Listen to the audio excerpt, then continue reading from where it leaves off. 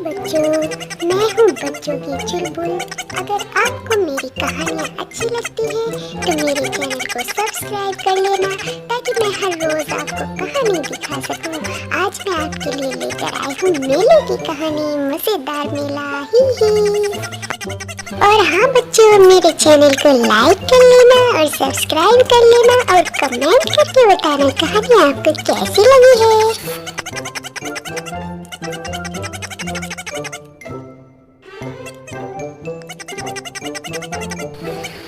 अरे देखो ना बच्चों, कितनी क्यूट क्यूट चुलबुल है। ये कैसे मेले का आनंद ले रही है, कैसे ये मेला देख रही है। देखो ना, वो जा रही है झूले। वो देखो कितना मजा आएगा। अभी मैं आपको ले चलूंगी मेले की ओर।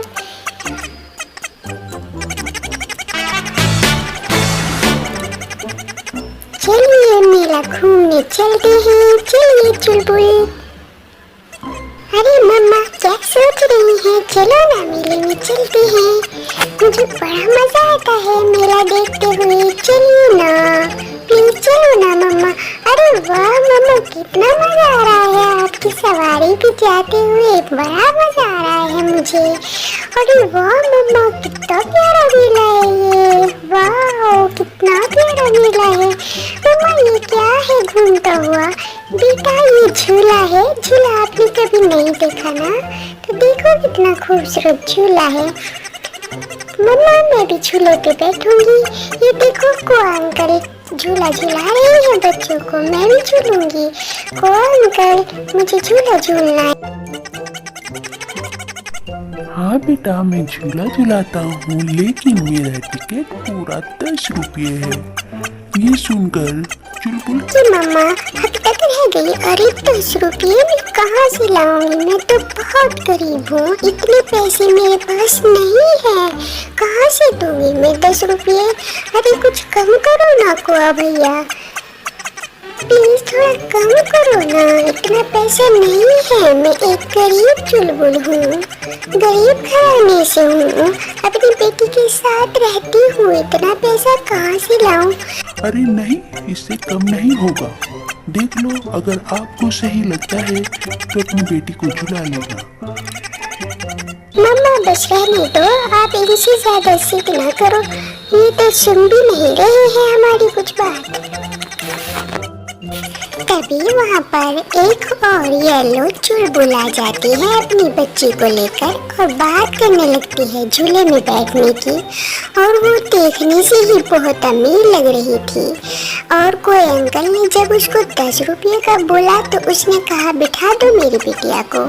और ये सब हंस से हमारी चुलबुल देख रही थी और चुलबुल की छोटी बेबी भी देख रही थी। लेकिन वो क्या कर सकती थी, बस देख ही सकती थी क्योंकि वो बहुत गरीब थी। तब वो निराश हो गई और देखती रही हसरत से कि मेरी बेटी भी झूलती। और फिर चिड़िया से बोली, यानी चुलबुल से बोली, आपके पास इतने पैसे कहाँ से आते हैं? हम तो बहुत गरीब हैं, आप कहाँ से आई हो?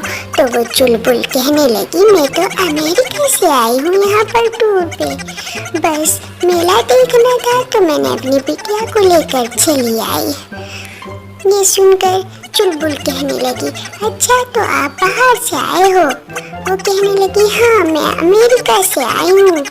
अच्छा, तो बस आप इस मेले का आनंद लेते रहिए। बच्चों कैसा लग रहा है आपको मेला और ये कहानी? जरूर बताना कमेंट में। तब उठकर चुलबुल जाने लगी। उसको ये बातें कुछ ज्यादा अच्छी नहीं लगी और वो निराश हो गई और अपने घर चली गई।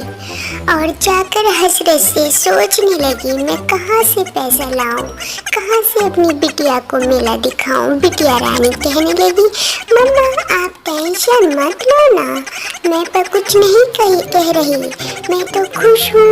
हम गरीब हैं तो क्या हुआ, बड़ी चुलबुल ने जब ये सुना तो खुश होने लगी और कहने लगी, मेरी बिटिया तो बहुत समझदार है, लेकिन अब मैं अमीर होने के बारे में कुछ सोचती हूँ। कहाँ से हम खाएंगे, कहाँ से हम पिएंगे।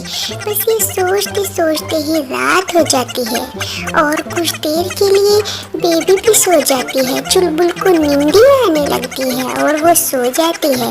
बड़ी चिड़िया को नींद नहीं आती। फिर अचानक से उसको टूल आने लगती है, लेकिन उसको नींद ही नहीं आती।